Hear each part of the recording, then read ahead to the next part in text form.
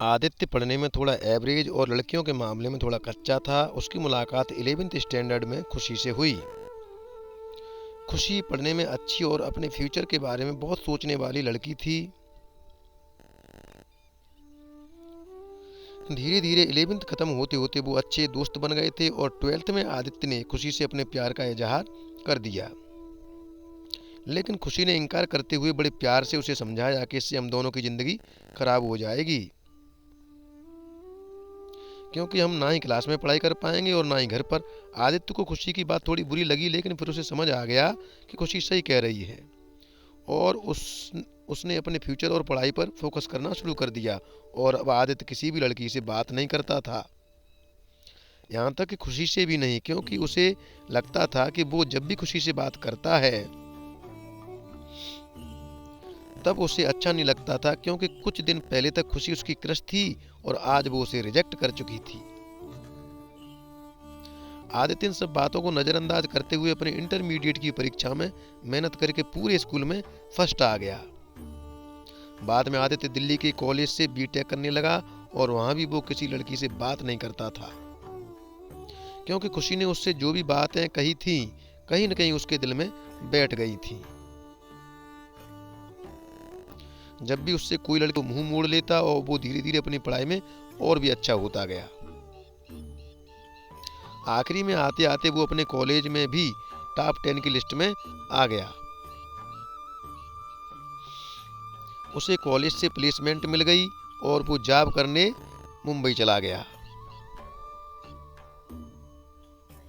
जब आदित्य ऑफिस गया तो उसे वहाँ खुशी दिखी, लेकिन अब खुशी के लिए उसके दिल में कोई जगह नहीं थी और इसीलिए वो हर बार खुशी से दूर रहता। इसलिए नहीं क्योंकि वो उससे नाराज था, बल्कि इसलिए क्योंकि वो फिर से खुशी की ज़िंदगी में नहीं आना चाहता था। लेकिन वो कहते हैं ना कि भगवान की मर्जी के आगे किसी की नहीं चलती। एक दिन ऑफिस के कैंटीन में खुशी ने आदित्य को देख लिया और उसके पास जाकर उससे बातें करने लगी। आदित्य के पास भी खुशी से बात करने के अलावा कोई विकल्प नहीं था। दोनों के दिल में पिछले 4 सालों से जो भी दर्द था उन्होंने एक दूसरे को बताया और खूब सारी बातें की। खुशी ने उससे बिछड़ने के बाद अपने सफ़र के बारे में बताया और आदित्य से उसके बारे में पूछा, जिसके बाद आदित्य को कहीं न कहीं लगने लगा था कि खुशी गलत नहीं थी और आदित्य को फिर से खुशी से प्यार हो जाता है। एक दिन अचानक आदित्य खुशी से बात करते उससे अपने प्यार का इजहार कर देता है, लेकिन खुशी फिर इनकार कर देती है। जब आदित्य उससे इसकी वजह पूछता है तो वो बताती है कि उसकी शादी तय हो गई है। जब ये बात आदित्य को पता चली वो एक बार फिर टूट गया, जिसके बाद वो अपने आप को संभाल नहीं पाया और एक चिट्ठी खुशी के लिए छोड़कर चला गया। और खुशी उस खत को पढ़ती है जिसमें लिखा था, मेरी प्यारी खुशी, मैं तुमसे बहुत प्यार करता हूँ, लेकिन शायद तुम मेरी जिंदगी में नहीं हो, इसीलिए तो मैंने तुम्हें 2-2 बार खोया है। कोई भी इंसान इतना बदनसीब कैसे हो सकता है कि अपने प्यार को 2 बार खोए। मैं नहीं जानता कि मैं तुमसे दूर रह के जी पाऊंगा कि नहीं, लेकिन अगर तुम्हें किसी और से शादी करते देख लूंगा तो पक्का जी नहीं पाऊंगा। इसीलिए तो मैं तुम्हें और इस शहर दोनों को छोड़ के जा रहा हूँ। शायद तुम मुझे भूल जाओ, लेकिन दूसरी बार मिलने के बाद मैं तुम्हें कभी नहीं भूल पाऊंगा। मैं भगवान से प्रार्थना करूंगा कि वो तुम्हें और तुम्हारे होने वाले पति को हमेशा खुश रखे। तुम्हारा प्यार, आदित्य। खत पढ़ने के बाद खुशी रोने लगी और आदित्य को बहुत ढूंढा पर वो कहीं भी नहीं मिला।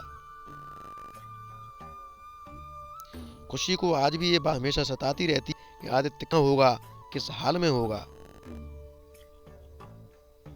हमें ये तो नहीं पता कि खुशी ने 12th स्टैंडर्ड में या जॉब टाइम पर आदित्य को ठुकरा के गलत किया या सही, लेकिन आदित्य ने यह साबित कर दिया कि वो खुशी से सच्चा प्यार करता था।